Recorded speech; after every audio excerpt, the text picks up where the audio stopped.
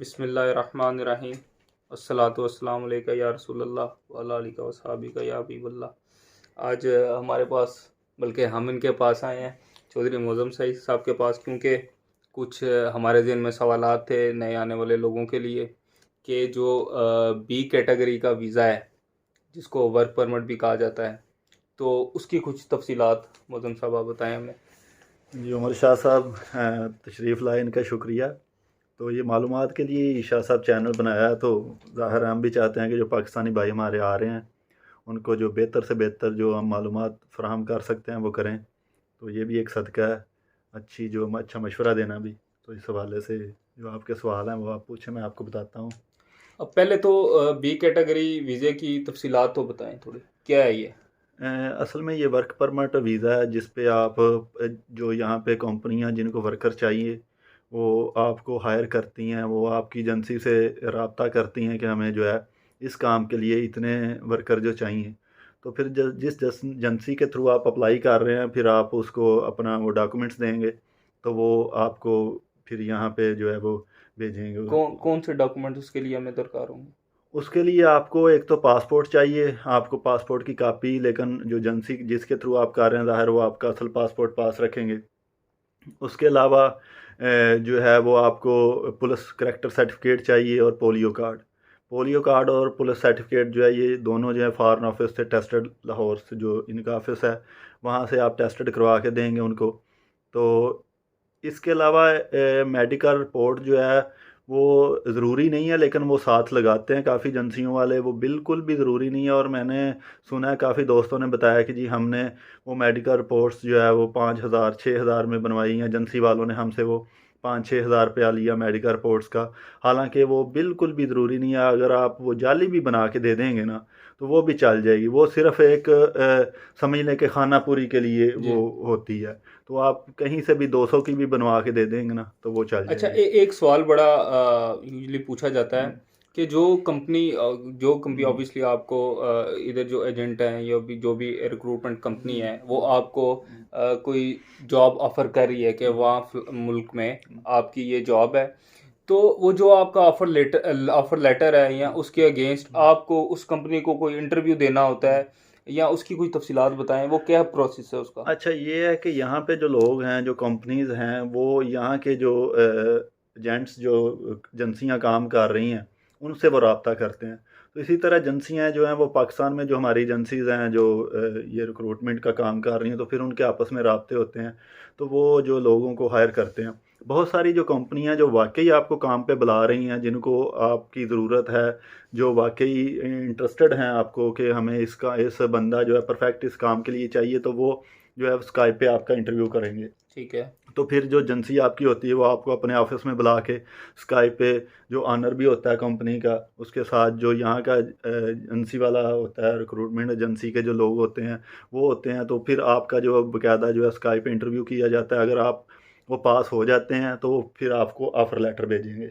लेकिन ये भी है कि बहुत सारी जो एजेंसियाँ हैं वो इंटरव्यू नहीं भी करती। वो डायरेक्ट जो वो कहती हैं कि हमें ये लोग चाहिए, और आपकी एजेंसी जो है उसमें वो अप्लाई करके तो आपका जो ऑफ़र लेटर है वो आपसे साइन करवा के तो भेज देती हैं। तो वो जो आपका वो वर्क परमिट जिसका नाम दिया गया है, वो अगर आपका निकल आता है तो नहीं, उस... वो वर्क परमिट नहीं, ये पहले ऑफ़र लेटर आता है। अच्छा, ऑफर ये लेटर आता पहले है। जो एजेंसी आपको हायर कर रही है वो आपको ऑफ़र लेटर भेजेगी, उस ठीक पे है। आपकी पे लिखी होगी, उस पे आपका टाइम शेड्यूल लिखा होगा, उस पे आपकी जो जिस कंपनी में आ रहे हैं उसका नाम लिखा होगा। ठीक तो है। वो सारी शराइत आपको उस पे बताएंगे कि हम इस शराइत पे आपको इस काम के लिए बुला रहे हैं। तो आपकी रजामंदी के आपकी साथ वो सारा रजामंदी, कुछ फिर वो होगा। आप जाके उस पे सिग्नेचर करेंगे कि हाँ जी, अगर आप पास हो जाते हैं इंटरव्यू में, फिर वो आपको एग्रीमेंट जो लेटर है वो आपको भेजेंगे। ठीक तो है। आप उस पे अपने सिग्नेचर करेंगे। तो बहुत सारी एजेंसियां नहीं भी लेती, जो सिर्फ ये है कि बंदे बस इधर आने चाहिए। होता है हर एजेंसी का अपना तरीकाकार जी। होता है, या वहाँ पे जो फ्रॉड भी हो रहे हैं कि सिर्फ बंदे को भेजना है, जी। तो वो खुद से जो है वो ऑफर लेटर पे साइन करके, और यहाँ पे उनका सारा वो गठजोड़ होता है, जी। तो वो बस भेज देते हैं इधर पे। ठीक है। तो उसके बाद जो कंपनी ने आपसे इंटरव्यू लिया होता है उसके अगेंस्ट वो आपको वर्क परमिट इशू करती है। जी, वो मैंने बताया कि जब आप एग्रीमेंट साइन करते हैं तो जी। मतलब कंपनी आपको बुलाना चाह रही है। ठीक है। तो फिर जो आपने डॉक्यूमेंट्स अपनी एजेंसी को दिए हुए हैं वो सारे डॉक्यूमेंट्स जो कॉपी है वो इधर आएगी ठीक है। रोमानिया में।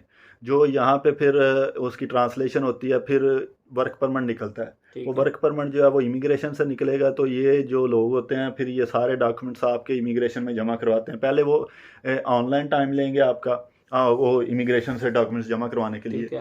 तो फिर ये है कि इमिग्रेशन वाले आपको बताएंगे कि आपने इस जो है वो आपने जो बाई हैंड जो डॉक्यूमेंट्स हैं वो हमें देने हैं। फिर यहाँ पे वो डॉक्यूमेंट्स जमा होंगे, तो फिर उसके बाद जो है वर्क परमिट निकलेगा। वो कौन से डॉक्यूमेंट्स होंगे?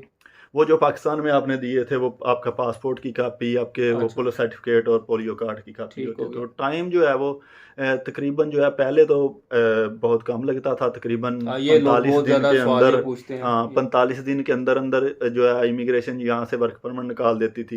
लेकिन अब कोविड की वजह से और दिसंबर में छुट्टियां भी रही हैं काफ़ी, तो उस वजह से और कुछ रश काफ़ी हो चुका है, काफ़ी पूरा जो है नॉन EU के लोग हैं वो ज़ाहिर रोमानिया में इस वक्त आ रहे हैं, तो बहुत ज़्यादा जो है रश है। तो ये काफ़ी जो है 2 माह भी लग रहे हैं वर्क परमिट निकलने में, काफ़ी टाइम अब लग रहा है। वर्क परमिट आपका निकल आया, आपने अपने डॉक्यूमेंट सारे कंप्लीट कर लिए, वो कहीं ना कहीं जमा तो करवाने होंगे, और वो ऑब्वियसली वो एम्बेसी में जमा करवाने हैं। तो उनसे कैसे अपॉइंटमेंट दी जाए, उनसे टाइम कैसे लिया जाए? यहाँ से जब आपका वर्क परमिट निकल आएगा, वो वर्क परमिट निकलने के बाद वो पाकिस्तान आपकी एम्बेसी को वो भेजेंगे। अच्छा, जो आपकी एजेंसी है। अच्छा, एजेंसी के पास आएगा, एजेंसी के पास जाएगा। फिर एजेंसी जो है वो ऑनलाइन टाइम लेगी, पाकिस्तान जो रोमानियन एम्बेसी है।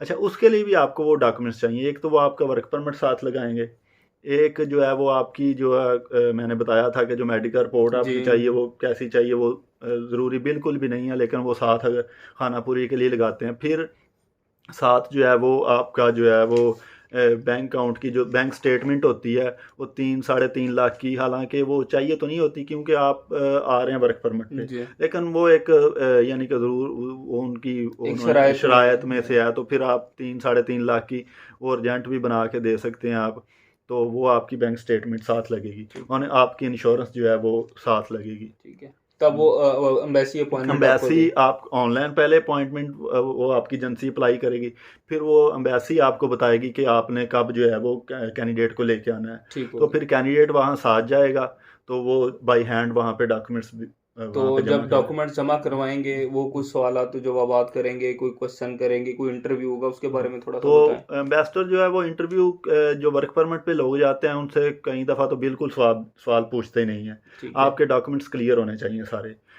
लेकिन अगर वो उसको किसी बात पे अगर डाउट है, कोई शक है, तो वो सवाल पूछ भी सकते हैं। आपका नाम पूछ सकते हैं, आप किस कंपनी में जा रहे हैं, आपको किस कंपनी ने हायर किया, आपका काम क्या है, आप किस सिटी में जा रहे हैं। तो ये आपको थोड़ी सी तैयारी करके इंग्लिश में जानी चाहिए। हाँ, बिल्कुल ये नहीं है कि आप बस चले गए और एम्बेसडर आपसे अगर कोई सवाल कर ले तो फिर आप मुंह उठा के देखेंगे, समझ भी ना आए उसके बारे में। तो अब हमारे डॉक्यूमेंट्स उन्होंने जमा कर लिए, तो वो हमें वापस कब देंगे और कैसे देंगे? डॉक्यूमेंट्स तो उनके पास जमा हो जाएंगे, फिर वो आपका पासपोर्ट पे आपका वीज़ा स्टैंप करके वो देंगे।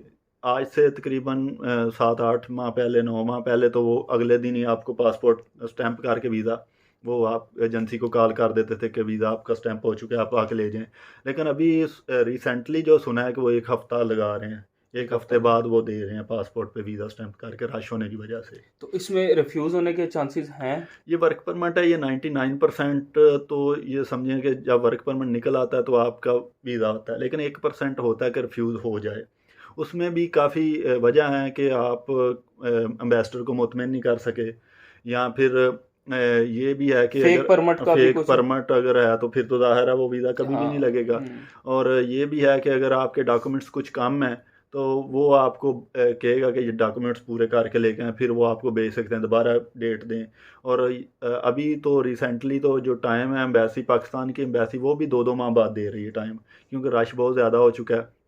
इस वजह से वहाँ ऑनलाइन वो पहले अप्लाई करते हैं, वो 1-2 माह अभी सुना है कि लगा रहे हैं एम्बेसी। पहले तो वो हफ्ते में एक काम हो जाता था सारा। जिन लोगों के वीज़े उधर से लग जाते हैं, पासपोर्ट आपके हाथ में आ जाता है, उसके बाद एक प्रोटेक्टर होता है जी, उसकी क्या अहमियत है और कितना ज़रूरी है और कितने टाइम में हो जाता है वो? अच्छा, पहले मैं यही सुना है कुछ लोगों से कि बगैर प्रोटेक्टर के वो रोमानिया आ गए हैं। अच्छा, ये बहुत ज़रूरी है। ये मेरे जितने भी दोस्त सुन रहे हैं कि वो अपने एजेंट से ये कहें कि प्रोटेक्टर लाजमी करवाएं, क्योंकि ये एक इंश्योरेंस होती है आपकी जी, लाइफ इंश्योरेंस होती है। खुदा न खास्ता आपके साथ यहाँ पे कोई हादसा हो जाता है तो जो गवर्नमेंट है वो उसकी जो है वो प्रोटेक्शन के लिए होती है कि आप जो है वो उसकी फ़ीस भी इतनी ज़्यादा नहीं है, 7-8 हज़ार रुपया सारे फीस है उसकी। तो लेकिन एजेंट जो है वो करवाने के डर से और पैसा खाने की वजह से वो जो है वो बस आपको वैसे ही यहाँ पे भेज देते हैं। यहाँ पे वो बाद में अगर खुदा न खास्ता और रास्ते में अगर कोई मसला बन जाता है आपके प्लेन के साथ, या कोई खुदा न खास्ता अल्लाह ना करे किसी के साथ भी हादसा ना हो, यहाँ पे कोई मसला बन जाता है, तो फिर गवर्नमेंट आपको प्रोटेक्शन देगी और आपके वो घर वालों को पैसे भी देंगे। अगर आपको यहाँ को मसला बनता है तो उसकी ज़िम्मेदार हुकूमत है, वो यहाँ से आपको सेफ जो है वो निकालने के पाबंद है। जो प्रोटेक्टर होता है उसमें भी कोई सवालात और जवाबात किए जाते हैं, या बस आपका पासपोर्ट जमा हुआ और उन्होंने प्रोटेक्शन के कुछ? अच्छा, इसमें यह है कि सवालात तो वो करते हैं, होने नहीं चाहिए। किस बारे में सवाल करते हैं? मेरे ख्याल से होने नहीं चाहिए। क्या आपने वीज़ा कहाँ से लिया, क्यों लिया, कितने में लिया? उसमें कुछ वजह भी है कि गवर्नमेंट जो है वो क्योंकि फ्री वीज़े कह रही है कि यहाँ से भी फ्री हैं और वहाँ से भी फ्री हैं, लेकिन फिर ज़ाहिर एजेंसियाँ और लोग कारोबार कर रहे हैं और बंदे का कारोबार है, तो फिर उनको होता है कि हम ये कैंडिडेट से पूछें कि वो कितने पैसे दे के जा रहे हैं।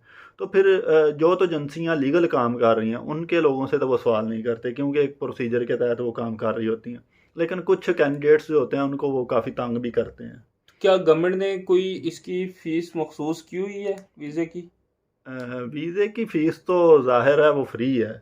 ठीक है। वो पूरी दुनिया में आपको पता है कि वो वीज़ा जो होता है वो फ्री होता है, लेकिन ज़ाहिर है कारोबार है, फिर दुनियाकारी। अगर आप फ्री वीज़ा ढूंढने लग जाएं तो फिर आप पाकिस्तान में रहेंगे, फिर यहाँ तो नहीं आ सकते। जी। बहुत शुक्रिया मौज़म भाई, बहुत शुक्रिया आपका टाइम देने के लिए, क्योंकि ये सवालात काफ़ी ज़्यादा लोग पूछते भी रहते हैं, और क्योंकि आपको एक वसी इस बारे में नॉलेज है, आपका एक्सपीरियंस है, तो इसलिए आपके बात शायद सब वसी नॉलेज तो नहीं है, लेकिन यही कि आप जैसे दोस्तों के साथ सुना के या कुछ इस प्रोसीजर से तजर्बा हुए बहुत हैं, बड़ी तो फिर चीज़ ये है कि कोशिश होती है कि दोस्तों को जो गाइड कर आपका सके। बहुत बहुत शुक्रिया। और एंड पे जी मैं सिर्फ इतना कहना चाहता हूँ कि मौज़म साहब, चौधरी मौज़म शाही साहब का चैनल है, उसको सब्सक्राइब भी करें, उसको लाइक भी करें, उसको शेयर भी करें, ज़्यादा से ज़्यादा लोग करें। क्यों? क्योंकि ये मालूमात जो जितने बाहर लोग आ रहे हैं, जो आना चाहते हैं या जो आ चुके हैं, अब मज़ीद अपनी वीडियो में ये बताते रहेंगे मौज़म शाही साहब। इस वीडियो में हमने पिछला वाला बताया, आगे क्या प्रोसेस होता है, इधर कैसे ज़िंदगी गुजारी जाए, क्या डॉक्यूमेंट्स चाहिए होती हैं, वो मौज़म साहब आपको बताएंगे। इंशाअल्लाह ताला। शुक्रिया जी खुदा तमाम दोस्तों का। अस्सलाम वालेकुम।